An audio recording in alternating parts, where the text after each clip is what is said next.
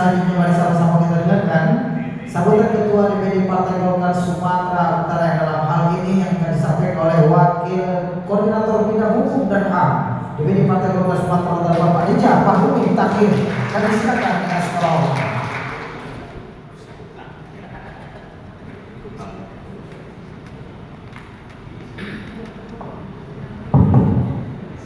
Bismillahirrahmanirrahim. Alhamdulillah wa syukurillah wa la ilaha illallah Allahu akbar. Allahumma sholli ala Muhammad wa ala alihi wa sahbihi wa barik wa sallim. Rabbi shrah li sadri wa yassir li amri wahlul 'uqdatam min lisani yafqahu qawli. Assalamualaikum warahmatullahi wabarakatuh. Yang kita banggakan Al-Mukarram Kiai Haji Khairul Anam, Ketua Umum Pimpinan Pusat Majelis Dakwah Islamiyah beserta Sekjen, selamat datang di Sumatera Utara, Pak Kiai, Pak Dokter. Yang saya hormati mewakili Majelis Ulama, Ketua PW ya, pengurus wilayah Majelis Dakwah Islamiyah Sumatera Utara, Om Ikhwan Habib Nasution, sahabat, semua ormas di Pak Kiai, karena beliau yang selalu menekan bantuan Golkar untuk ormas-ormas. Jadi ormas kalau SPT dengan Ikhwan bahaya, nggak kaya barang dulu atau dilapat-lapatkan sendiri. Yang saya hormati teman-teman pengurus ormas, pendiri dan didirikan Partai Golkar, ada FKGR, ada Kosgoro, ada Al-Hidayah, ada AWK, ada AWK. Ini saya lapor ke Ketua DPD Golkar. Soksi ada Satkar Ulama mana? Ya Ustaz Sugeng Pak di belakang belakang Ustaz Sugeng. Iya, depan Ustaz Sugeng. Teman-teman, siapa? Tunggu belum tadi. Yang tadi dipanggil itu ormas pendiri dan didirikan. Lalu kita sapa organisasi saya, IPG dan KPPG. Itu ya Pak ya. Ini normatif. Yang terhormat teman-teman pengurus MDI se-Sumatera Utara yang berhadir, saya dapat informasi dari teman-teman dari Pak Iwan ada 14 ya, 14. Mudah-mudahan konsolidasi yang dilakukan terus-menerus ini bisa mencapai 33 kabupaten kota. Hadir Ketua Golkar dari Serdang, Bang Dani, Habdani, Saputra, Ketua Komisi.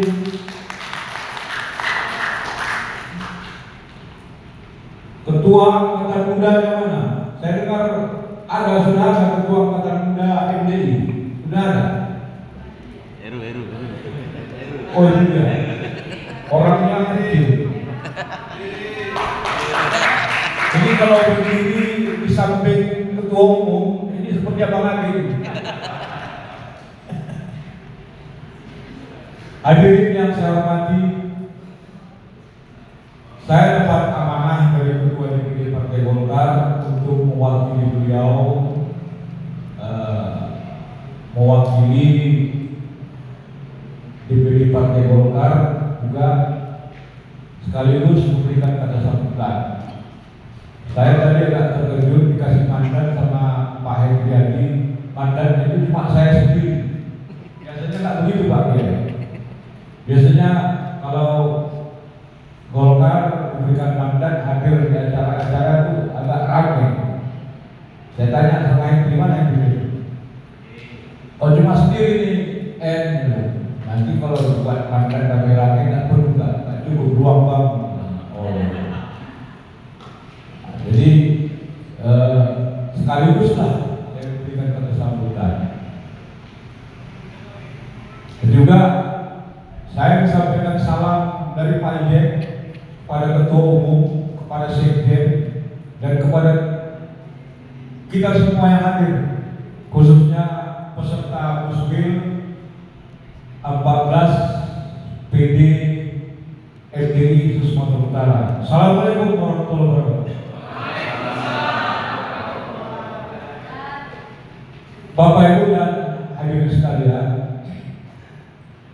yang pertama saya menyampaikan selamat kepada pengurus FDI Sumatera Utara yang tadi siap melaksanakan Musbil, kemudian malam ini dilakukan pelantikan.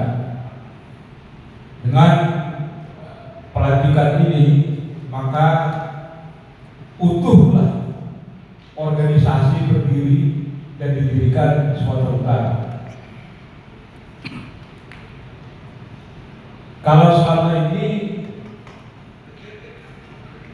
kami kekurangan Pak Kiai, kehilangan satu ormas yang ini. Sepi rasanya kalau tidak hadir, tidak ada satu saja dari ormas yang didirikan, ormas berdiri. Syukurnya Soksi itu ada 2, jadi tetap 8 dia. Yang satu dari sana. Nah, tapi sekarang kita kembali lagi ke 8. Dengan dikukuhkannya ikhwan dan teman-teman, kita tetap kompak. Mudah-mudahan kita ke depan bisa bersinergi, bisa membangun silaturahmi dalam memperkuat Partai Golkar Sumatera Utara untuk bukan hanya mempertahankan 22 kursi, tapi menambah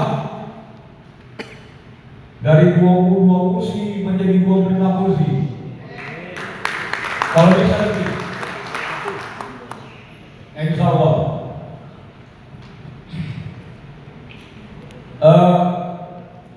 Kebetulan saya Pak Sekjen, Pak Kiai, Ketua Kosgoro di Magelang Sumatera Utara.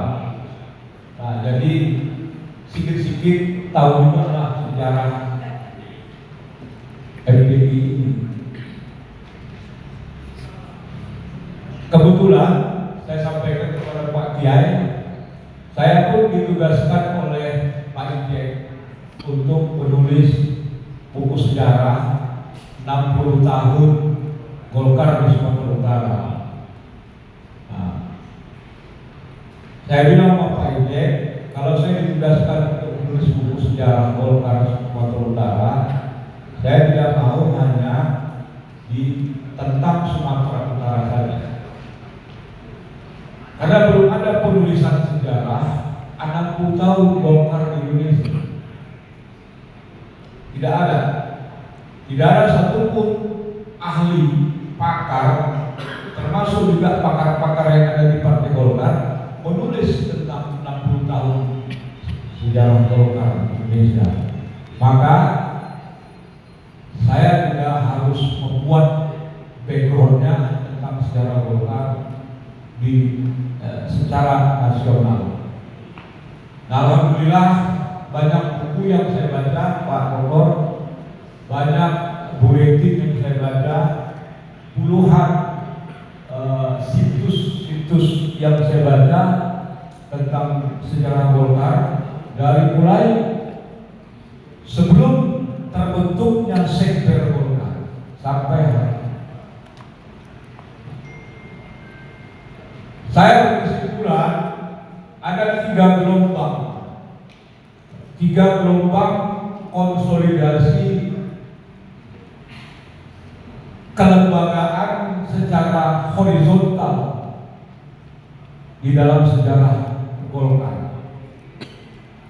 Gelombang pertama itu sebelum terbentuknya Sekber Golkar. Ketika organisasi-organisasi dikelompokkan menjadi kelompok fungsional, golongan fungsional, golongan karya, maka tiga kekuatan utama yang didirikan oleh ABRI pada waktu itu, Kosgoro, Soksi, NKGR, ini adalah tiga instrumen konsolidasi organisasi di gelombang pertama. Gelombang keduanya setelah pemilu 71. Gelombang kedua ini disitulah lahirnya organisasi massa. Bagi Golkar ketika itu tidak cukup tiga organisasi ini dalam rangka mempertahankan Pancasila dan Undang-Undang Dasar 45, dalam rangka mengamankan kebijakan-kebijakan pemerintahan Orde Baru di bawah kepemimpinan Presiden Soeharto. Maka dibentuklah 5 organisasi bernapaskan Islam, organisasi perempuan,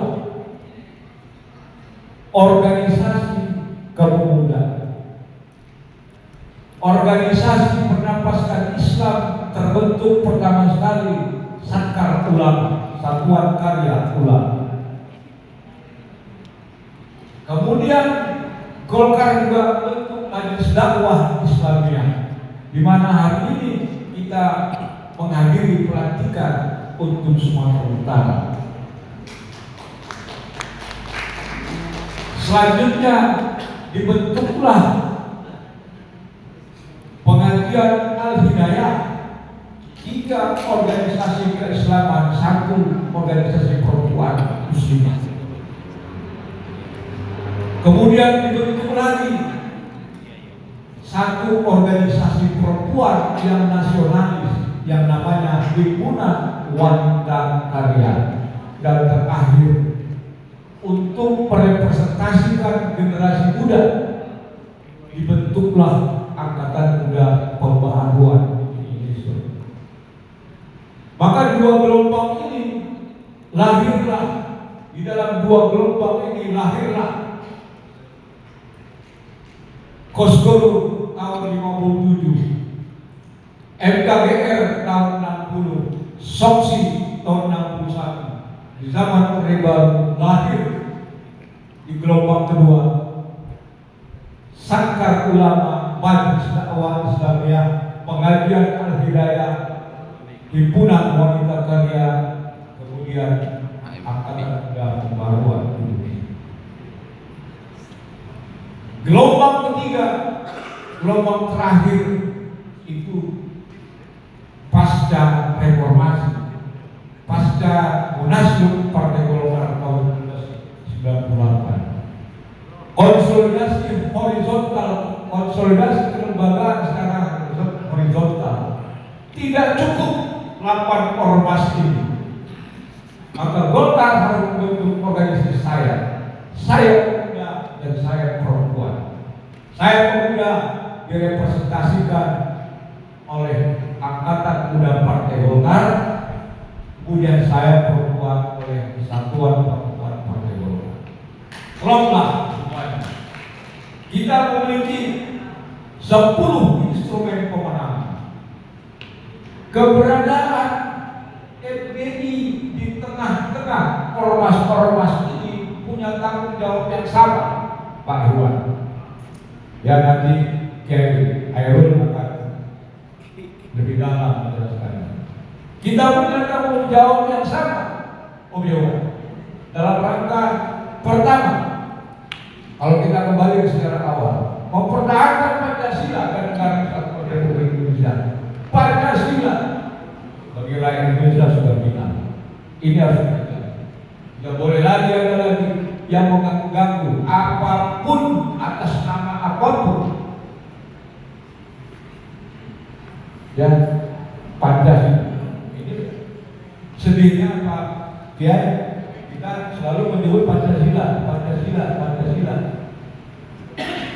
Saya selalu menyatakan Pak Kiai, dulu Golkar 30 tahun Golkar memimpin negara ini, dalam setiap pidato pemimpin kita selalu bicara tentang Pancasila.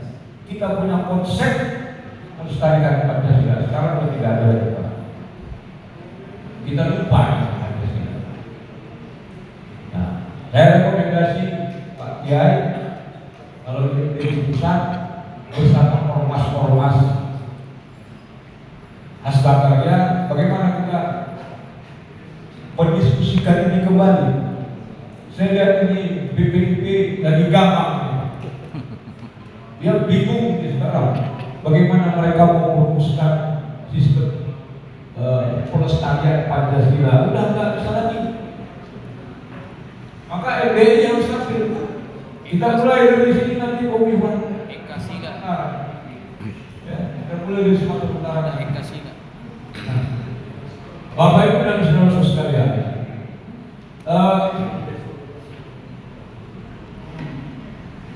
tanggung jawab kita itu adalah tadi yang pertama, yang kedua, bagaimana kita memenangkan Partai Golkar dalam konteks Sumatera Utara. Kita sudah berkontribusi besar di dalam pemenangan Partai Golkar. Kita menjadi juara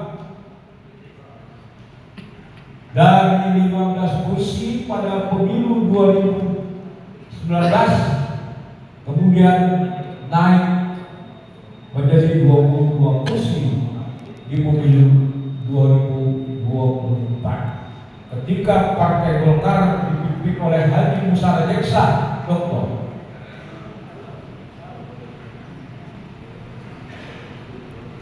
Ketika Pak Ijek ini, Pak Kiai mau tampil untuk memimpin partai ini, banyak yang pesimis, banyak yang mengolok-olok, banyak yang mengejek. Mana bisa Golkar? Gak bisa, kalah Golkar. Banyak yang mendoakan pula. Alhamdulillah. Banyak juga ternyata yang mendoakan supaya Golkar menang di Sumatera Utara.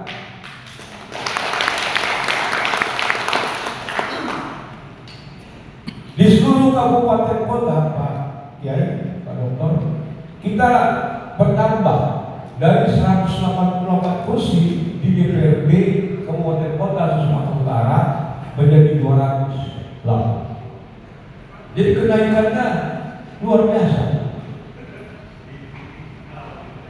Tidak pernah Pak Kiai dalam sejarah Golkar di Sumatera Utara di era reformasi kenaikan kursi DPRD provinsi seperti yang kita alami pada pemilu 2024. Kalau pemilu-pemilu sebelumnya ada kenaikan, tapi kenaikannya paling tinggi 4 kursi.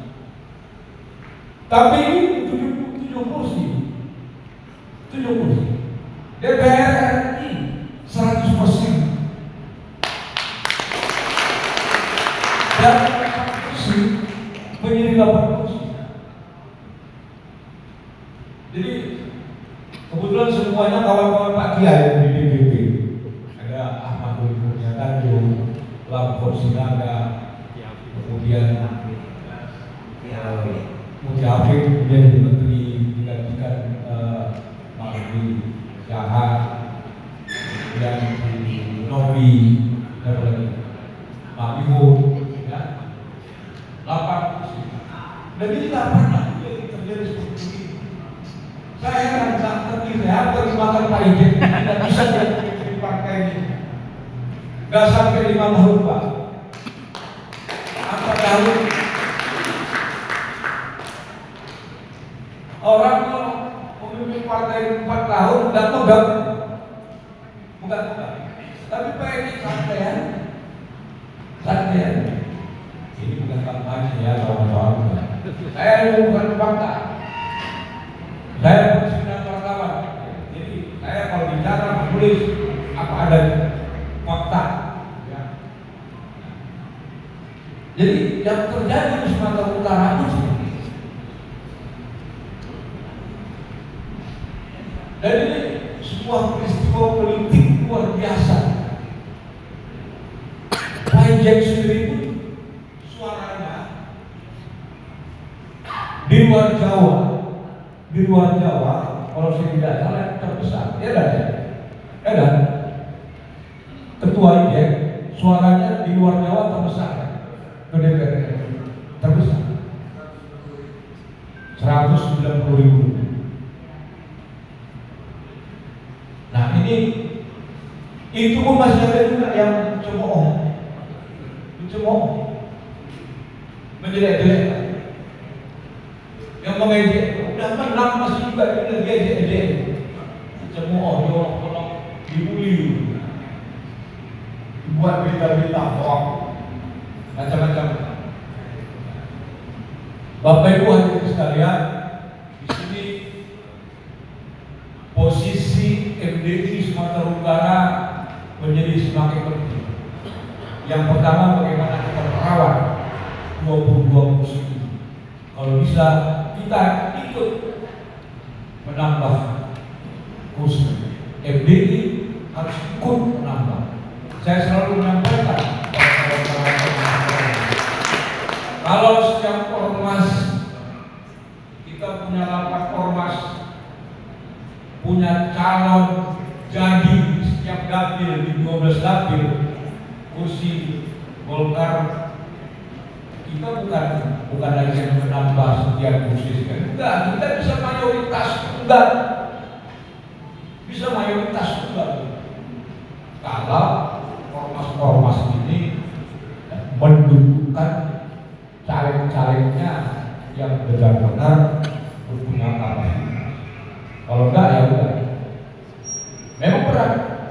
Kuskuru aja Pak. Kuskuru hanya 3. Ada kuskuru yang dulu bikin DPRD provinsi cuma 3. Tapi itu bukan caleg yang di kuskuru kan? Enggak. Ada juga Pak Sekjen, ada caleg jadi diormaskan. Kalau juga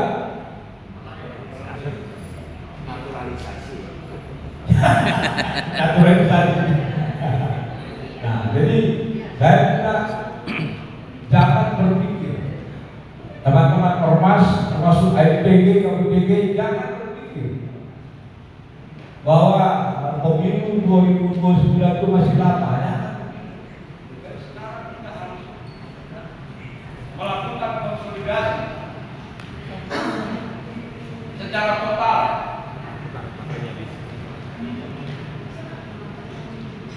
Dari sekarang kita harus melakukan konsolidasi secara total. Nah, saya yakin di bawah kepemimpinan Saudara M. Ikhwan Habib, MDI akan tampil memainkan peran yang lumayan baik signifikan ke depan. Apalagi 3 orang KSB ini, saya melihat ini Pak Ketua saya perhatian. Ini MDI macam koalisi ormas Trinaitia. Yang sekretaris kampus itu, yang abang-abang ganteng pakai jenggot itu soksi. Yang Juliani yang pakai ini yang menyusuri luar biasa dibanding-bagi. Jadi macam koalisi ormas berdiri Golkar, tapi tak apa-apa ya. Ini bentuk kekuatan yang bagus ya. Itu artinya ormas ini bisa menginfakkan kader-kadernya ke MDI, menginfakkan kader-kader terbaiknya untuk kemajuan MDI Sumatera Utara. Saya kira demikian ya yang bisa saya sampaikan. Ini kalau dipanjang Pak, kalau enggak karena mewakili ketua IJEN itu saya panjang-panjang aja. Ya. Saya mohon maaf Pak ya, Pak Sekjen, Pak Iwan, kalau ada yang tidak pas, tidak pada tempatnya, sekali lagi saya mohon maaf. Billahi taufiq wal hidayah. Assalamualaikum warahmatullahi wabarakatuh.